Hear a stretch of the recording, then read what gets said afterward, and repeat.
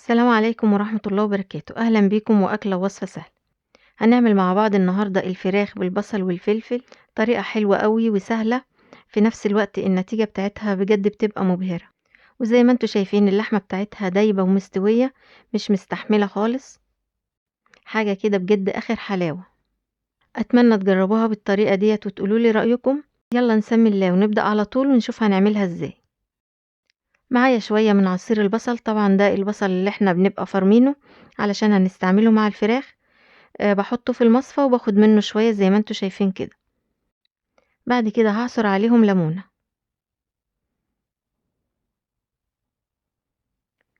بعد كده هنحط عليهم البهارات اللي هنتبل بيها الفراخ. هاحط معلقة من البابريكا، معلقة من الكزبرة الناعمة، ونص معلقة من الكمون، وربع معلقة من الفلفل الأسود، ربع معلقة من الكاري، معلقة صغيرة من الملح. بعد كده هاحط حوالي معلقة واحدة بس من الزيت. هنقلب بقى الكلام ده كله كويس أوي مع بعض. طبعا كمية البهارات اللي هتحطيها على قد الفراخ اللي هتعمليها. انا هنا حاطه كميه صغيره من كل حاجه كده، نص معلقه صغيره.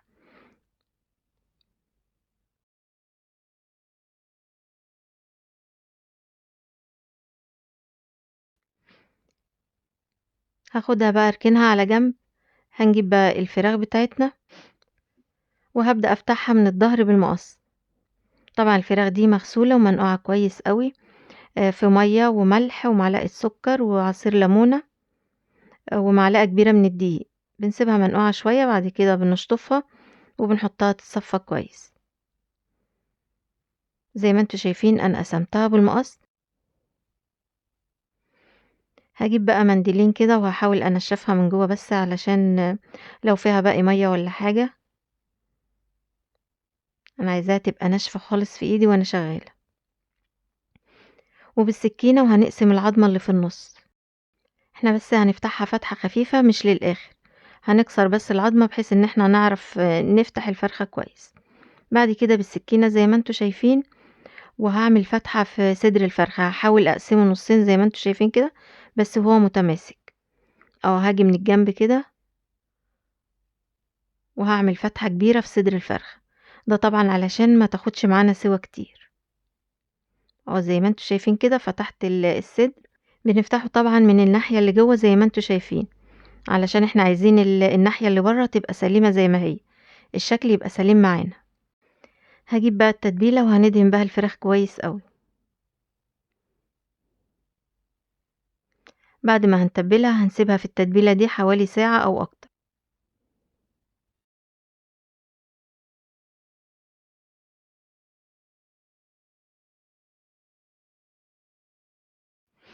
وندعك فيها التتبيلة برضو بايدينا كويس قوي علشان نتأكد ان التتبيلة وصلت لكل حتة في الفراخ. هنحطها بقى على الوش التاني وهنتبله برضو،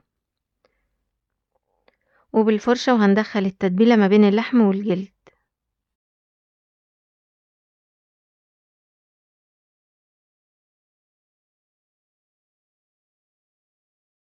خلاص كده تبلت الفرخة كويس، هنشيلها بقى ونحطها في التلاجة.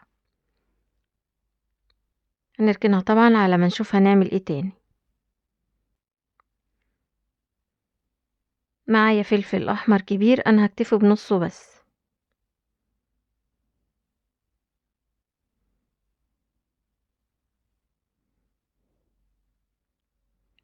انا مش حابة اكتر في الفلفل الاحمر زيادة عن كده، لان كلنا بنبقى عارفين ان الفلفل الاحمر ده بيبقى نسبة السكر فيه عالية قوي، فكفاية قوي نص قرن منه. عشان كده مش حابة اكتر منه. انتوا لو حابين تكتروا مفيش مشكلة، لكن هو بصراحة كمان بيدي لون للاكل رهيب.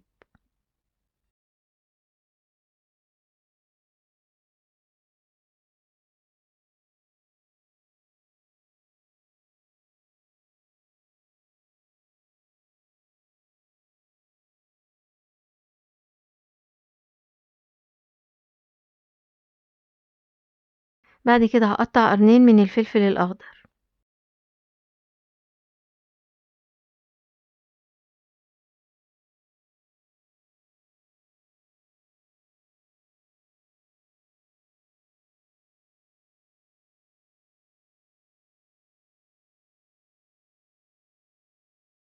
كمان هفرم فصين من التوم يكونوا كبار وحلوين كده، وهنفرمهم فرم ناعم.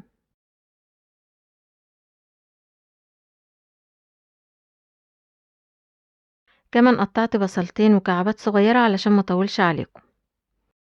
بعد كده في طاسة على النار وهحط فيها شوية من الزيت، هخليهم يسخنوا كويس قوي وهنزل عليهم بالفراخ على طول.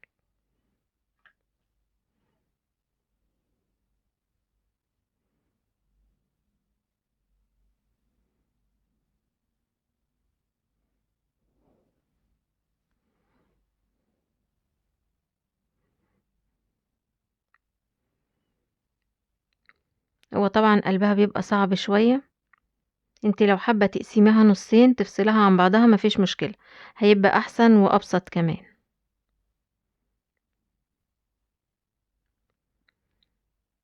انا كده قلبتها على الوش التاني وحمرتها كويس قوي زي ما انتوا شايفين. اول ما تتحمر كويس قوي هنزل عليها بالبصل على طول.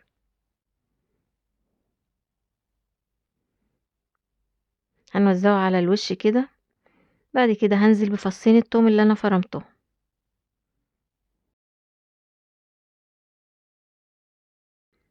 وهحط الفلفل، وهحط معلقتين كبار من الصلصة. بعد كده هحط مكعب من مرق الدجاج، هحط ورقتين 3 من اللورة، وهحط معلقة من خلطة الشيش طاووق، انا بحب طعمها قوي في الفراخ. بعد كده هحط عليهم كوباية من المية. هنقلب بقى الخضار كده على وش الفراخ. بعد كده هنوزعه بقى تحت الفراخ وجنبيها وفوقيها في كل حتة كده. طبعا انا ما حطيتش على الفراخ بهارات تاني غير اللي انا تبلتها بقى في الاول. كل اللي انا زودته هي مكعب مرق الدجاج ومعلقة من توابل الشيش طاووق. هغطي عليها بقى على نار هادية خالص. هنسيبها تستوي براحتها على نار هادية زي ما هي كده من غير ما هنقلبها.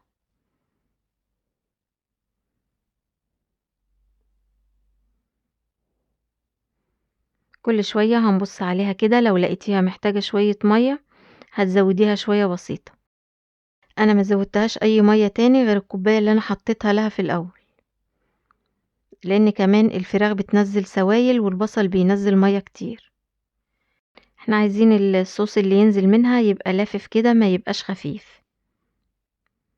بشيل بقى من الصوص اللي نزل زي ما انتوا شايفين كده وبحط على وش الفرخة وبرجع تاني بغطيها. بنسيبها بقى لحد ما بتستوي تماما زي ما انتوا شايفين كده. مش عايزة اقول لكم بقى يعني بتبقى لونها وريحتها بجد خطيرة.